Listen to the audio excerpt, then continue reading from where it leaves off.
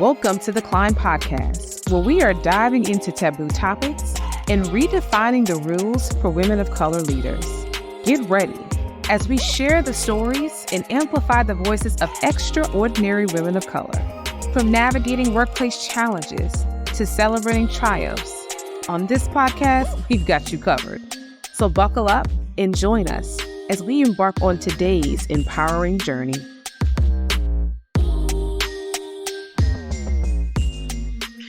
Welcome to the Climb Podcast, where we empower women of color in the pursuit of leadership and managerial roles.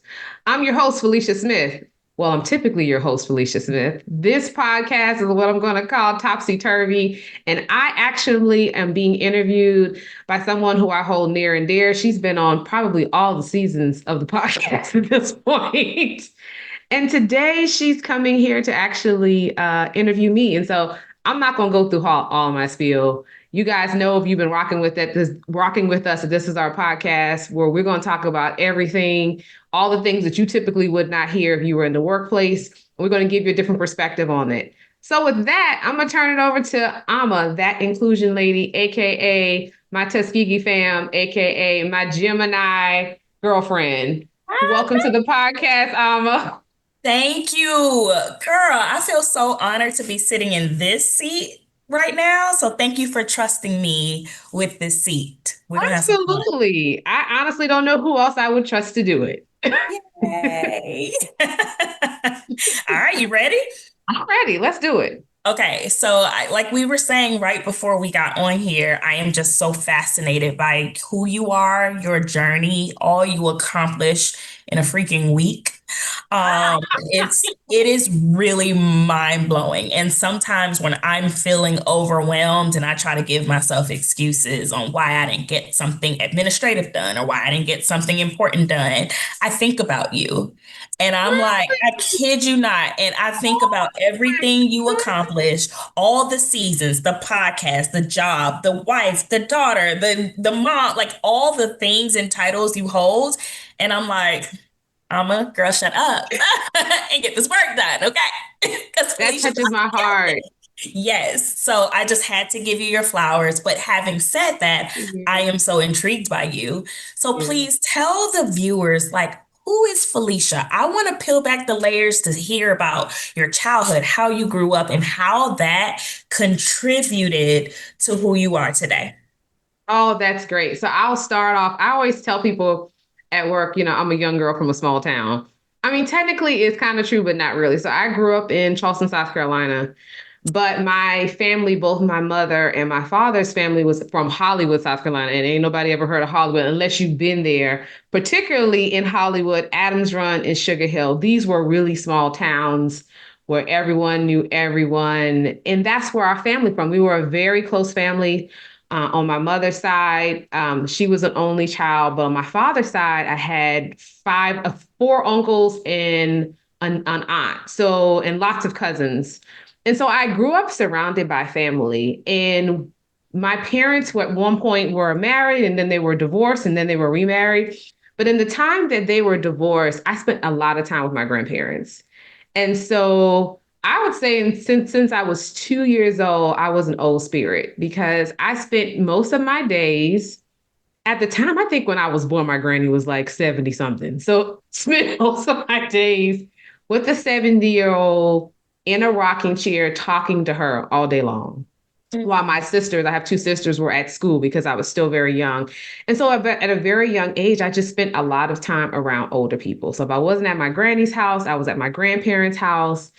And they lived on a farm, kind of. And so they had chickens and cows. And so I really enjoyed, that's actually my greatest childhood memory, is being on the farm, waking up at 5 a.m, having breakfast with them, dancing, singing. And it was such a peaceful place. And so when people ask me, like, what was your place of peace? That's what it really was like just growing up in the country, hanging out with my grandparents. But what that really did in some ways, when you're 5 and 2 years old and you're hanging around the elderly, you kind of become a little elderly in a way, right? You become more wise, more reserved. And so I was from a young child, a little bit more reserved, but I also was very talkative. So I was always getting in trouble in school for talking too much because I just always had a lot to say. I don't know what I was saying, but it was always a lot. And so I would always get in trouble in school for being talkative. But that talkative nature that I had paid off when I went to church. And so, of course, I was raised by my parents and my grandparents. I was in the church every other day. You know, when you started Sunday in the morning with Sunday school to church to after school to choir and all that piece. But in the church, because the people that I grew up around, they were very like, you're going to have an Easter speech, you're going to learn how to speak in front of people, you're going to do scriptures, you're going to do all these things. And so because I was so talkative, I always found myself in front of a crowd. And it never really shaked me because I was just used to this is what you're supposed to do. You're supposed to get up in front of people, you're supposed to be in front of crowds. And then years later, when my parents got remarried, my dad went into the ministry. And so my dad is a pastor, right? And so when you're a PK, it just amplifies. You spend so much time at the church in front of people speaking. And it was just something you were supposed to do. But I remember in maybe it was middle school. I think it was middle school. I was a part of the AME church, and they have the young people's division, and they have in the church, and then they have a district. And one of the ladies, Miss Ann Smalls, I'll never forget her, came to me and was like, "I think you should be the YPD president." And I'm like, "Well, why?" And there was another young lady who, had been in the YPD, and technically, like, she would have been the next person. But she was like, "No, I want you to run against her. I think you'll be a good YPD president." And I just got up. I don't even know what I said, but I became the YPD president. And so now I again, I'm in these roles where I'm leading, I'm going to all these churches, I'm talking about the Lord, I'm leading young people in a way that I'm probably not present with. It's just something that I'm doing that I know I'm supposed to do. So I say all that to say a lot of that shaped who I am. So people say, well, how do you feel comfortable speaking in front of audiences? I've been doing it literally all my life. And after that, from leadership role to leadership role. And the last thing I'll share is I'm the youngest of three girls. And my older sisters were always like beacons of life. My older sister was in drama, she was in all of these things. And so I used to follow her around and I saw her being very active and I wanted to be like her. And my middle sister was the same way and she was a cheerleader. And so when I got to school, I became that thing too. So they were really good role models of being active, being involved. And because we were spent so much time in the church, we really didn't have an option to grow and develop. And so, yeah, that was my start, was just around people who just required me to be out of my shell and required me to use all of my talkative nature for something that was greater. Hope I answered your question. I feel like I No, you told a long story. 100% did. No, it was brilliant. And okay, so for the people viewing that might not know, what does YPD stand for? The Young People's Division. The Got it. Young Okay. People's Division. I was the Anastoria District Young People's Division president. And how old were you at Um, that time? I had to be probably in middle school, close to high. And the only reason I remember because my sister had my nephew, and I was also walking around with a baby. People thought it was mine. It wasn't mine because he was so little. So, yeah, I think it was like middle school into high school, I became the YPD president. And it catapulted. After that, I ran Yeah. for class president in school. I was senior class president. Every event, everything. It was easy for me to get out front and do things. And if something wasn't right or I knew something should be away, I just volunteered to do it. That was my natural being. And again, I think my grandparents really the amount of time they spent to me, they really set a foundation for me never to be really afraid of anything. They just everything was normal. And I really didn't ever feel like some people feel like, oh, I could fail. I never really felt like I could fail. It was just like, oh, just do it. And so I never Good. had a fear about it. That's so good. Yeah. I just never thought I could fail. Oh, that's so freeing. Yeah. Um, so you do well under pressure when I think of everything that you do. Did you ever feel, and if so, tell us more about it. Did you ever feel pressures of being a PK or being, and PK standing for preacher kid for those listening in, or even being a young leader over the YPD? Like, were there ever any pressures? And if so, how did you navigate that? Oh, I think absolutely. I think I'd be lying if I said it didn't. I think there was a standard of what people thought PKs were. And so being a role model was important, right? Like when I was growing up, either PKs were really like super holy and just followed all the rules, or they were wild childs, like just breaking all the rules because they weren't. And I really wanted to be the good kid, right? I wanted to be the daughter, and I was a daddy's girl. I didn't say I was a daddy's girl to my heart. So everywhere my daddy went, I went. And so I really wanted to be a good example for him also. So when I went out, I was representing my dad. And so I tried to be the good kid. And to your point, that is a lot of pressure. And sometimes, even in your greatest aspirations to be the good person, people still take that out of context. And so I still got a lot of flack for dumb stuff like, or her pants are too tight, which they really weren't, or her dress wasn't long enough, just regular church stuff that just added extra pressure. So I became very self-conscious also in like my dress and my appearance because I was constantly criticized in that way. And as I think back on it, and I've talked to my dad and my mom about it, and at this age, it was unwarranted. It was, I have to find something wrong with you because you're shining. And if you're shining, that means back where I'm from, they'll say, well, you think you better than us. And so if you think you're better than us, then I have to portray something. So I got a lot of that. And that did put extra pressure that when I went out, I had to portray myself in a certain way. And I think in some ways I still do that unintentionally because I felt like I've always had to portray myself in a certain way. That started back then. So even now I'm conscious about the version of that people see me as when I'm out because I'm still a representation of so many things for so many people.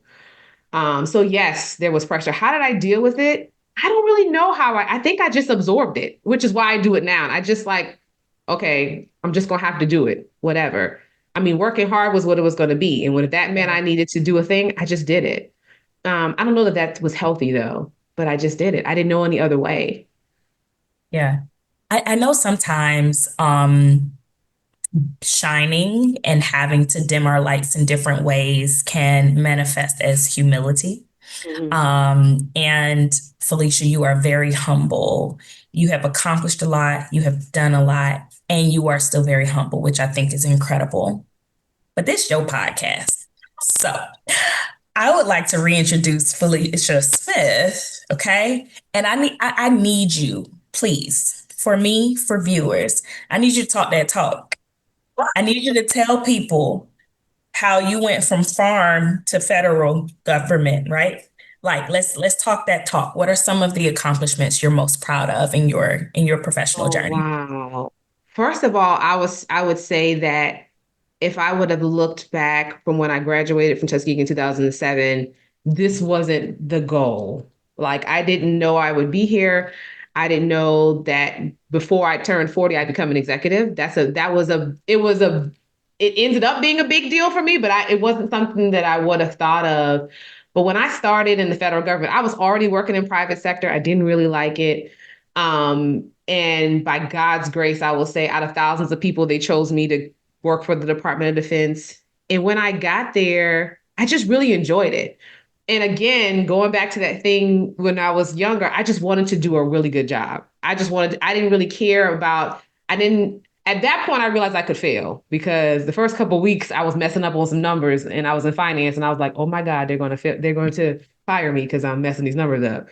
But what I realized is I still wasn't failing because what people saw inside of me was my ability to want to do well, how I took my work seriously.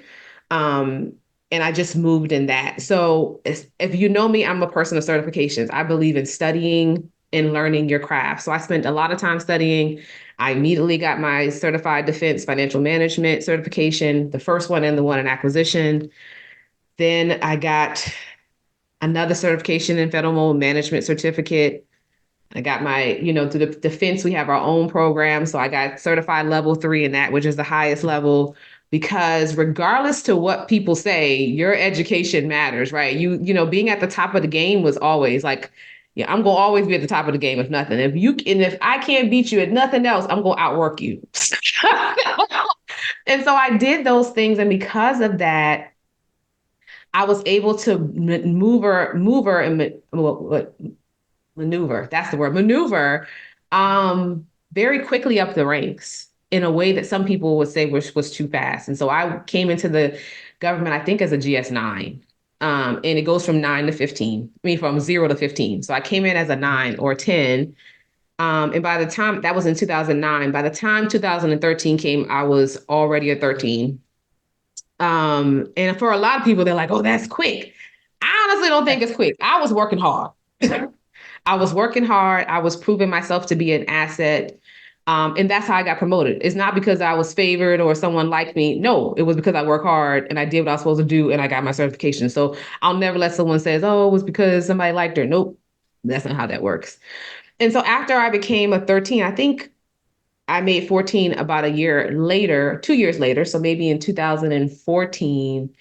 And I was doing really well. I thought I was going to stay there. I was going to become a 15, the top of the GS scale, like amazing. And then that didn't happen the way, and we can talk about that story at another time. But that was a fundamental shift in my career. I ended up leaving finance and going somewhere else. And that's when I realized that I was talented in more than numbers, that my ability to be able to bring pieces together, that I am a person who is thinking about the 15 steps before you even get to the 15 steps. So I'm thinking about today and I'm thinking about August at the same time.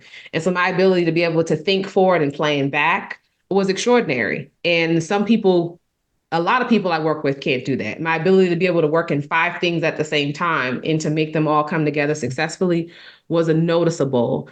Um, and so I knew that about myself, and so I used that. What I didn't know that I thought was that people were watching. I've never been conscious of whether people were watching or not, for good, bad, or indifferent. It was just I just always wanted to do a good job. And so then switched career fields. It took me 7 more years than I wanted to make GS 15. It took me a lot more years than I wanted, but I at this point looking back realized that it was for the good because I got to try a lot of different things. And then a year ago, no, 4 months ago, excuse me, the time is, I got promoted to the senior ranks, senior executive ranks, which is a huge deal because there are not a lot of us. There are not a lot of Black women, in our organization. I think we're less than 2% who make it there. And so being that thing is a big deal. And again, it's the thing where you're a role model, you know that you are holding more.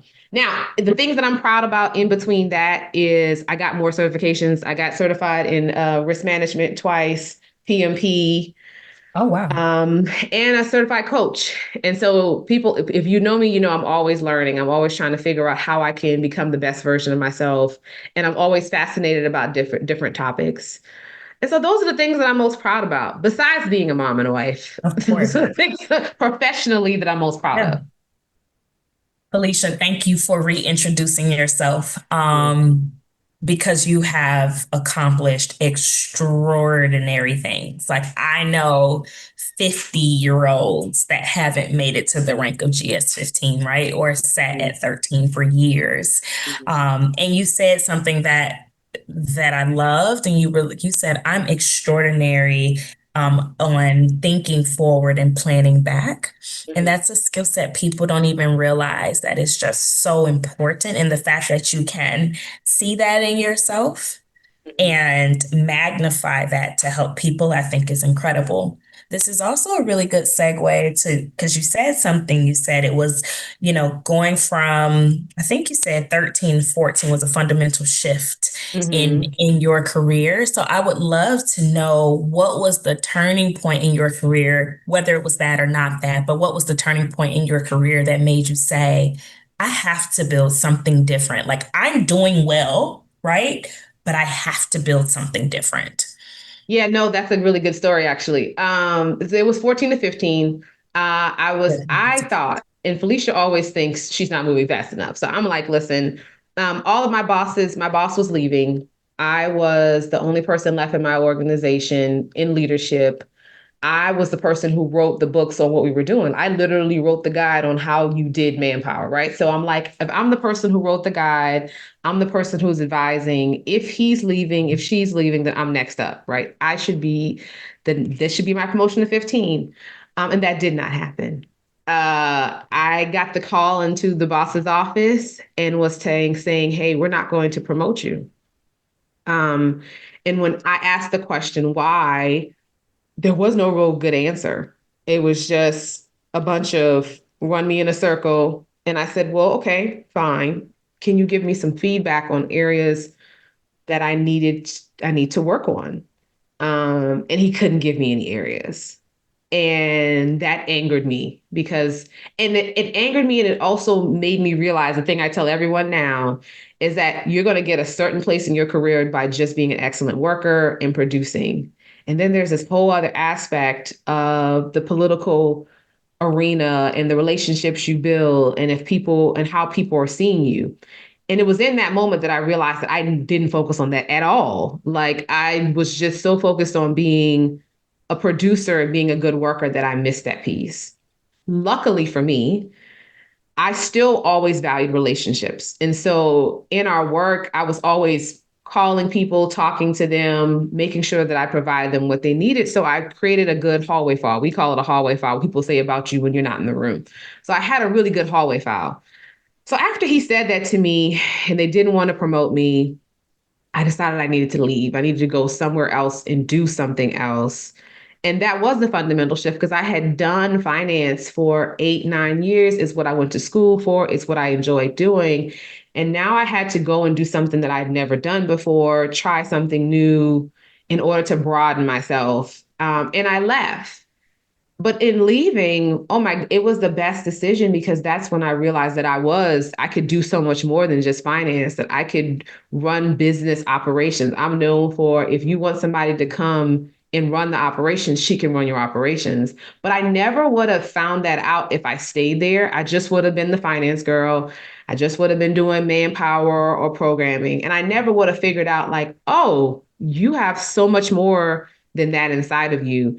And so while I was super bitter with him, now I look back and said he did me the greatest favor by not choosing me. He gave me the ability to go to several other organizations where I was able to meet so many other people and to build the relationships I needed to become an executive. I got to meet other executives. I got to work under them. And so now my hallway file is great. People always, some singers say, I've never met a person who said a bad thing about you. And that's really hard to do.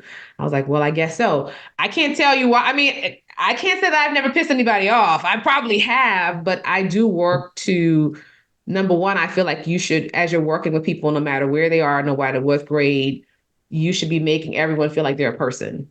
And you should Absolutely. never like treat someone different because they don't have the rank and position that you have. And then you just do a good job and you build relationships. That was the third thing I learned. And you have to build relationships and keep up with those relationships. So that was the turning point. And since then, I haven't looked back. And now, as opposed to focusing on being a finance person, I strive to be a unicorn.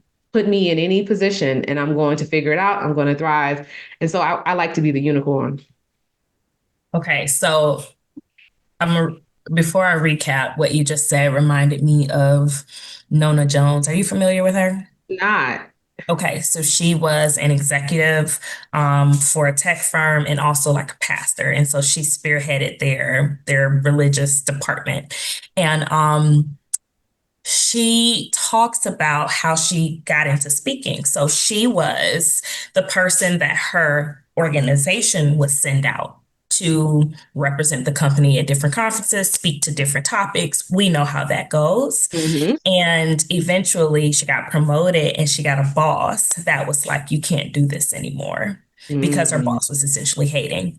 Mm-hmm. But what seemed like a tribulation turned into a triumph because if it wasn't for that boss, Nona speaks about she would have never had to find another way Yep. speak. And so that's when she launched an LLC under her name because she was like, I was speaking for free for my company. Now I can charge a fee speaking Mm. under myself. And that is how my speaking career launched. It Oh, was that's awesome. basically someone's no. And that is what your journey Yep. kind of reminded me of when you were like, yeah, he couldn't give me actionable feedback. I didn't get the promotion, and you used that as an opportunity to make it a triumph. So yeah, I just thought about that. And I also want to recap some gems that you've dropped. You talked about building relationships. You talked about there's a point where your hard work can only get you, and then it's really about networking within the organization. But you Absolutely. also said something that was really powerful. You were like, you just always really want to do a good job Hmm. with whatever you did. And I think people can feel that genuine nature to your interactions versus Hmm. I'm doing this so I can get the next promotion and next promotion and next promotion versus I just want to do a really good job. And I know this is going to yield results, but the good job comes before me wanting to yield the results. So I thought that was really powerful. Absolutely. Mhm. Absolutely. So having said all of that, how did you decide I want to build the climb? So I think this is a great opportunity for you to tell the audience, like, not only what the climb stands for and what the climb does, but how did you come to this decision to say, in addition to all the other titles that I hold, I want to create this space and opportunity for people? No, that's great. I'm going to start ahead and go back. I think the last piece that led me to start the climb, and then I'll go to the other direction. Ursula Burns, who was the CEO of Xerox, first female CEO. Everyone, if you don't know Ursula Burns, you got to know Ursula Burns. But she wrote her book, and I forgot the title of the book. But it's something about you. You're not where you start. Something similar. But she talks about how her mom taught her this said lesson that no matter whatever room you go into, you should leave more than you take. And when I wrote her book, that shifted the way that I think about things, right? That whatever place I go, whoever I interact with, I should be leaving more than I take. And And it's so, where you are is not who you are. That's powerful. yes, Just where you people are is listen. not who you are. Yes. But she talks about her mom teaching her that. And I was like, wow, that's powerful. So I had already been thinking about, when I made 15, a lot of women came to see me and they were like, hey, how did you do it? Can you mentor me? Can you give me advice? And I said yes to most. But I also knew, in the conversations, everyone conversation was similar. Everyone was dealing with a similar thing, but not really having an outlet to do it. And I think there's power in community, right? So you can talk to me for the hour or 30 minutes that we have scheduled, but that's not going to really get you what you need in order to continue to grow and develop in your career. And so I kept thinking about like, man, there has to be something that we can create that creates more community and helps more than just the one woman that I'm talking to. How do we multiply it? And I was actually talking to my therapist about it. I forgot what in the context, and I was telling her about, this idea I had, and I wasn't sure about it, and I was like, yeah, but I feel like it's so needed, and I really don't have the room to be able to wrap my arms around all these women. And so she was like, well, you have your solution. You were talking about it right here. Like, if you don't do it, if God gave you the vision of the climb, He's given you all the pieces. If you don't do it, then who's going to do it? And I said, that's a good point. Don't know who will do it. But what in that conversation, she gave me the permission to do is to live out loud or to bring to fruition the thing that I knew was already in my heart and the thing that I was probably already birthing.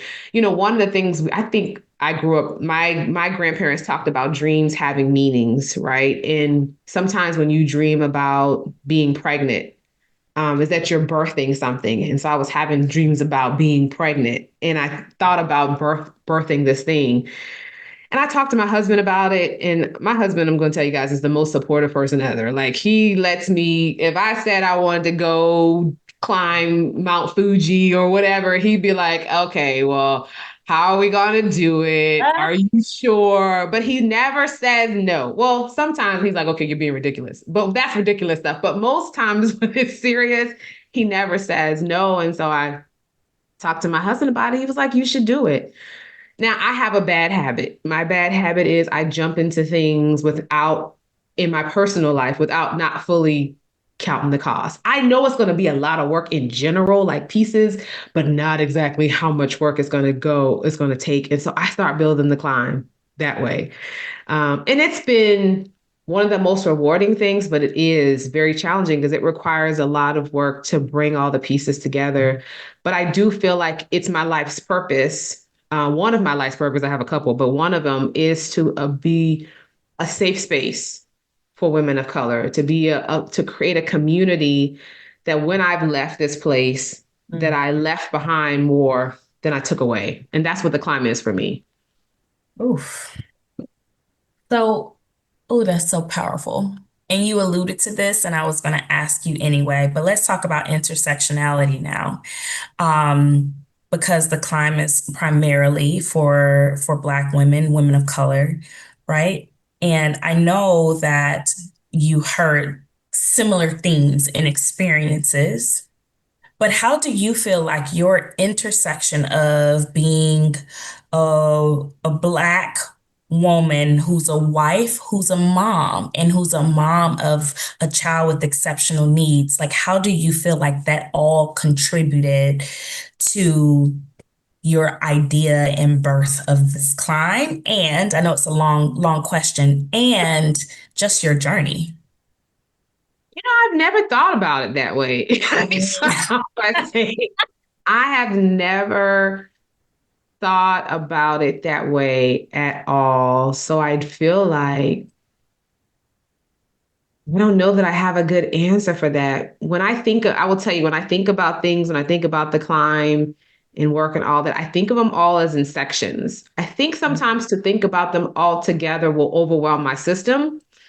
And so it's almost like I think of them as separate bites of the apple. And I've never thought about it as putting the apple together. I will say, also building the climb for me because I have a son with special needs, building the climb and my business and all these other things for me is still a legacy for him, creating a legacy of giving back, creating a legacy of when mom is gone.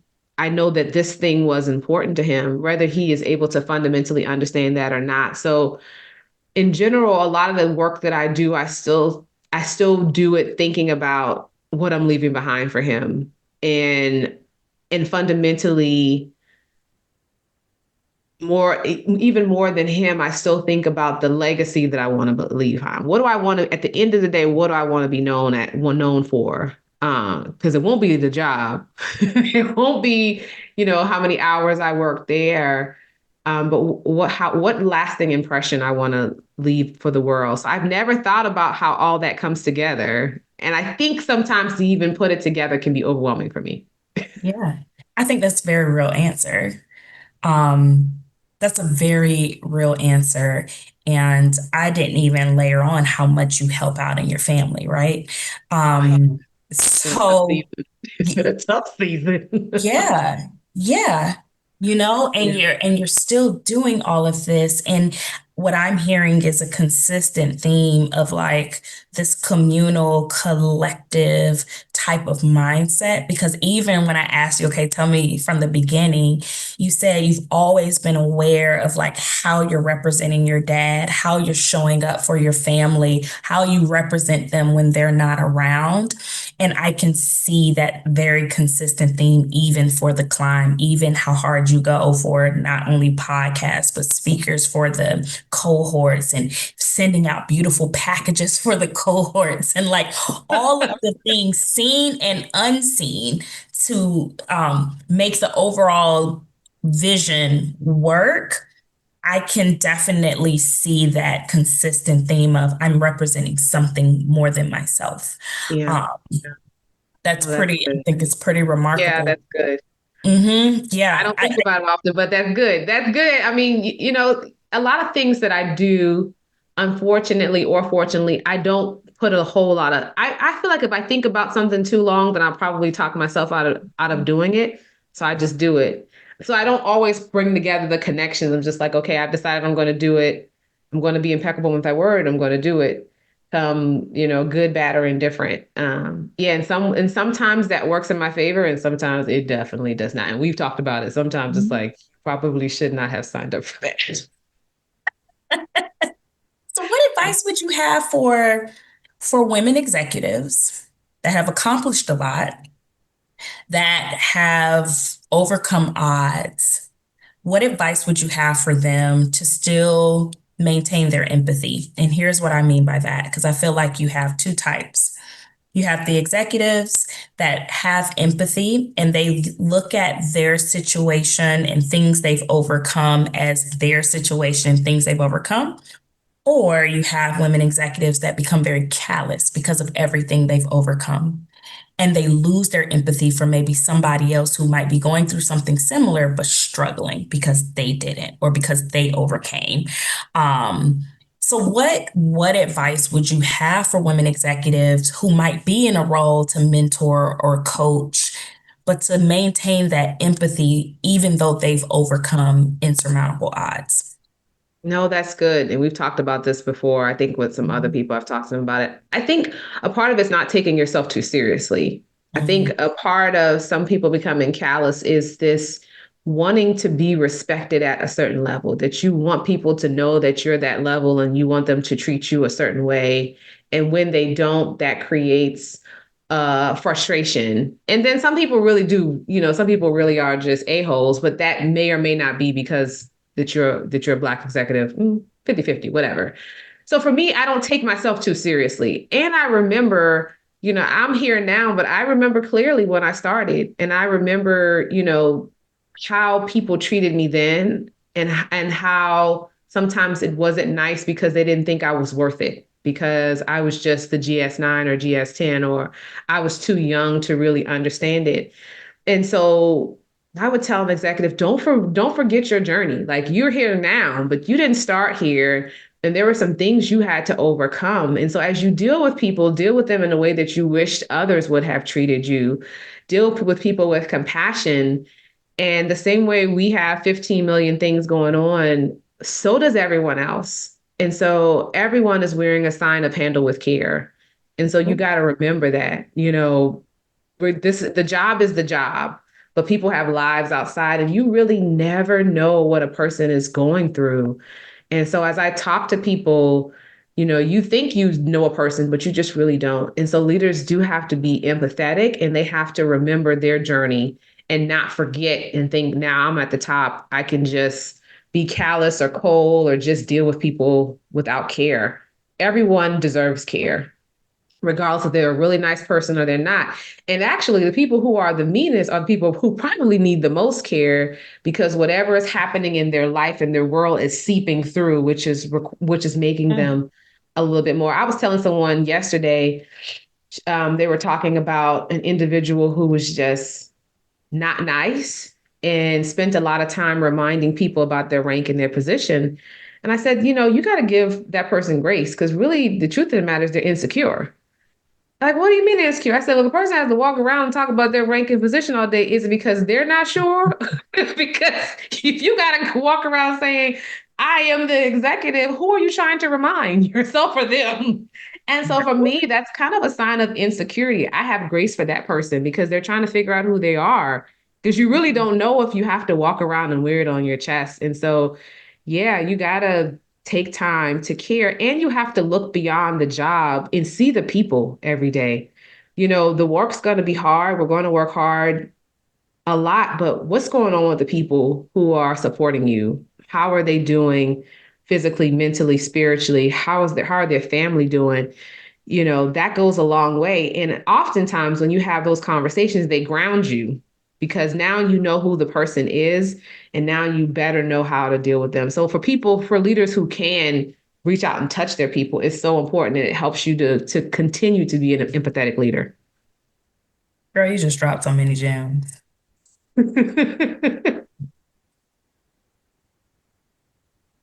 Especially I don't know why this resonated with me so much. Like everyone has a handle with care sign. Like the imagery for me just worked. That was powerful. Okay, so you talked about don't forget your journey. You talked about compassion and treating people the way you wish you were treated. You talked about handling with care, looking behind the job. You talked about some of those things that you would suggest for other leaders and that you have learned. Um, what have been some other lessons, expected or unexpected, either behind the mic or in the boardroom, that's shifted the way in which you lead? Hmm, that's a good question. I think a couple of things. I have a couple of memories. Um, I'm more aware. To your point, that fundamental shift, I'll go back to number one, that fundamental shift of when I realized that my work wasn't going to get me to the top, that I had to, do relationship, I had to create relationships was one shift that I learned. But then I learned that I had to continue to like build those relationships and I had to continue to call to grow and develop them. But then I also learned this. It was kind of an awkward lesson. I've learned that there's so much more that is not spoken than spoken. So when you're in the boardroom or you're in a meeting, you can't just be listening to hear what people are saying. You have to listen to hear what people are not saying. What are their facial expressions showing? What are their body language showing? And I mean, that's like the game changer. Like to understand what's going on in that room and to walk out. I have been so blessed that I had a mentor and I still have a mentor who like he would sit down with me after the meeting and say, okay, well, what did you see? And we would talk about the things that happened there or the nuances. And he'd say, well, did you see this?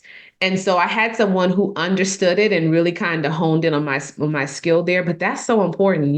I tell people if you're in a meeting and no one's speaking, it's a reason why no one's speaking. It doesn't mean you got to fill in that gap. You And it should doesn't mean everyone probably agrees. It doesn't mean correct. everyone agrees. Correct. So you should probably take a beat for a second and see what everyone else's body language in their unspoken is saying.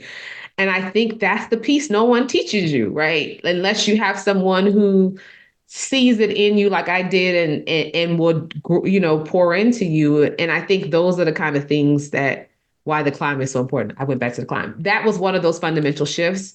And then the second one that I had to learn was, to your point, my humility is sometimes to a fault.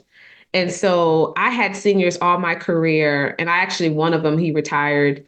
I love him to life. I have his information. But before I even saw myself as a senior, I just sent him a note. He was switching jobs, and I told him, congratulations, I'd miss him because I was working for him.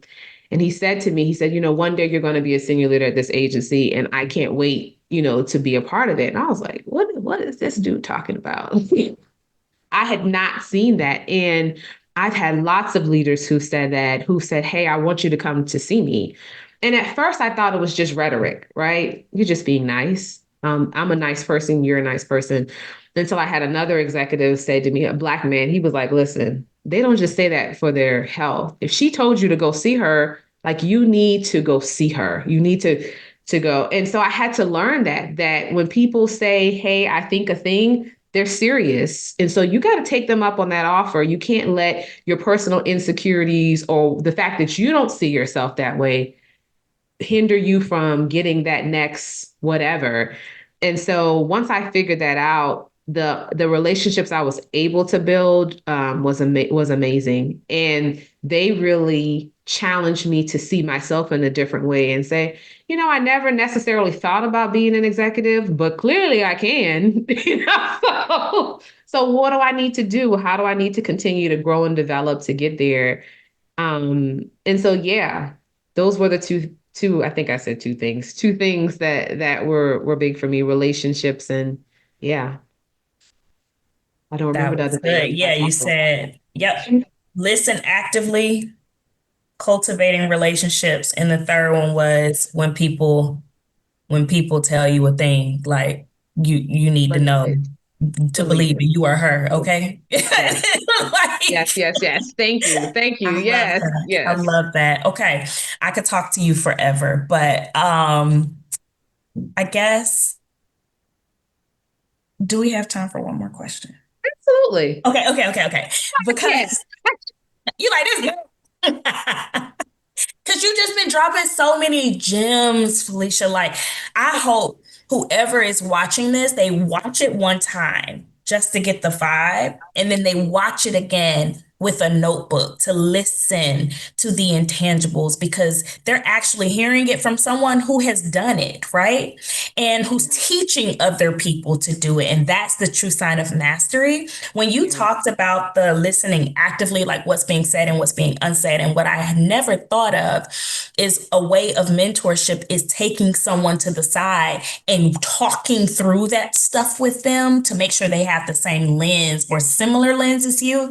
Like that's so major. Oh, Lord. It Okay. is. So here's my last question before I ask about just what you want people to leave here knowing about the climb. My last question is for women of color who are building something from scratch, like you did with the climb, and questioning if they have what it takes. Uh-huh. Like, God, was that really you, or was that like I individual? know. Like, what's happening? Who was that? Right? What's the one truth you want them to hold on to? I'm gonna give you two. The Please. first truth is if that is God gave it to you, you can't fail at it. Whatever Oof. He gave, whatever He put inside of you, you are whole, equipped, and resourced for the journey. That's number one. The second piece is that to build something from the ground up, you're going to have to stretch. You're going to have to be a different person than you were before.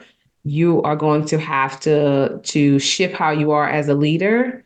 You're going to have to trust people in holding your journey, holding your vision, and trust that they have the same fervor in making it happen. And that's tough because when you're holding the gift, you oftentimes don't feel safe with just giving it to other people or trusting other people with it, but you have to. And then you have to grow because with an organization like the Climb, where there's so many pieces of it, I'm not the expert at everything, right? There are certain things I know for sure. There are certain things I'm terrible at. And so I have to be okay with the board disagreeing with me and saying, not really. And sometimes that could be an ego check for you because everybody got ego. It could be a where you thought you knew everything, you don't. And so you got to trust that they know and say, okay, I thought it was this, but if the three of y'all are telling me it's not, then we're going to go in the other direction. And that's tough. I've had to talk to myself a lot about growing as a leader because growing as a leader in an organization is different than growing when you're building your own thing. When you're responsible Talk about it. for creating an environment for everyone else where they can thrive and you're not the bottleneck. And so that's the season I'm in. I'm in a season of, okay, you're gonna have to let some of this stuff go. You're gonna have to create processes for them, and you're gonna have to be able to make it easier for them. And that means that you're gonna have to let go of some things.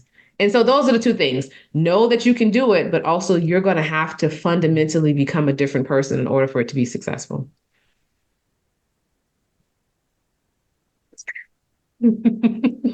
I just want us to sit in that for a second because it was that good. Oh my goodness. I feel like you're also speaking to me and you don't even know it. So I appreciate that. We do that to each other, though. We really do. Per usual. Exactly. Oh, it's so good. Exactly. So good. Thank you for that. Thank you for your yes, because this has impacted people all over the place, known and unknown. Your yes meant a lot, and it was a yes you didn't have to do because you were already thriving in your career. So going right back to that collective and communal approach to life, though you individually were thriving, you said, how can I create a community of people that thrive? And I think that's what makes you so very special. To close this out, what do you want people to know about the climb? What information do you need them to have? Just Please tell us about this fantastic organization. Yes. What I want people to know about the climb is, you know, I know in a lot of our careers, we're already thriving. We already got a million and one things going on, and we're trying to climb the ladder and it gets super busy. But in doing that, it also can become lonely and isolating.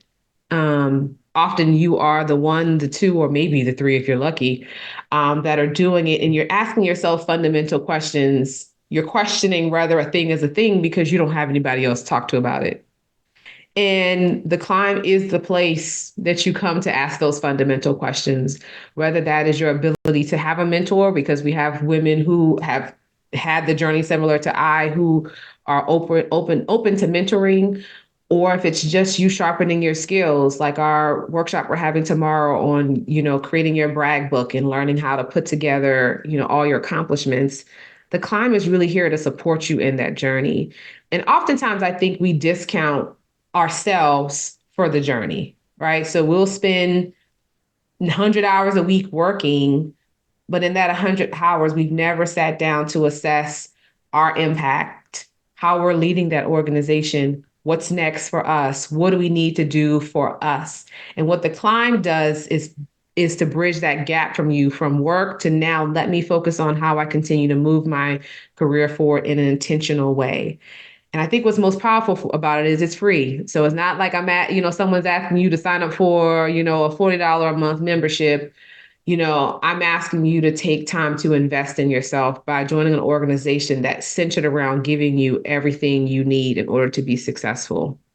So if you are finding yourself asking yourselves fundamental questions that you can't ask in the workplace, that you can't ask your coworker because you're afraid of how you're going to be judged, then you should probably be a part of the climb. If you're at a place where you're at a crossroads in your career, you don't know where to go, you're trying to figure out your next steps, you should be a part of the climb. If you just joined the workforce and you're trying to figure out if you should go into leadership, whether you like it or not, you should be a part of the climb in our leadership program. And so the climb is there to bridge the gap for you, whether it's our podcast that you're listening to, our newsletter, our boardroom events, our leadership program. There's going to be at least one thing there for you that's going to help you in your journey to become wherever you want to become in your career. Ladies and gentlemen, that's Felicia Smith. Yes. Oh, and I want to dedicate, and I hope I don't cry when I say this. I want to dedicate this episode to Melissa Driscoll. Melissa Driscoll was the deputy director of DIA many years ago. She passed away from cancer several years ago. But, I've had a lot of mentors and I still have amazing ones, but Melissa Driscoll was amazing because she was the leader that didn't just see me as the asset and see me as what I can produce, but she saw me as a person. And she would have long conversations with me about life, about what it meant to be a mother, what her motherhood journey was. She would call and check on me. When I came back from maternity leave, she had a gift in her office, and she is the deputy director of a large agency. She had a gift in her office. And every time I saw her, she was willing to pour into me. And the last conversation that we had before she passed away, she said, I can't wait until I see you in this office. You're gonna be in this office, and I can't wait. And so she will forever, and I get choked up when I talk about, she will forever be a model of what leadership looks like.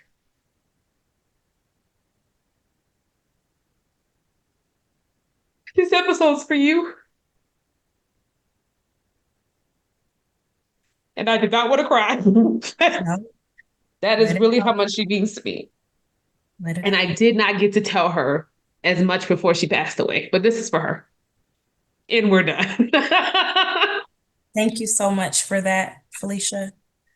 We appreciate you. You're teaching others how to be that type of mentor. You're that type of mentor. We just thank you so much. Thank you. Thanks for tuning into the Climb Podcast. If you enjoyed today's episode, don't forget to subscribe, rate, and review us on wherever you listen to podcasts. For updates and behind-the-scenes content, make sure you're following us on Instagram and LinkedIn at Join the Climb. Until next time, keep climbing and keep thriving, sis. See you next episode.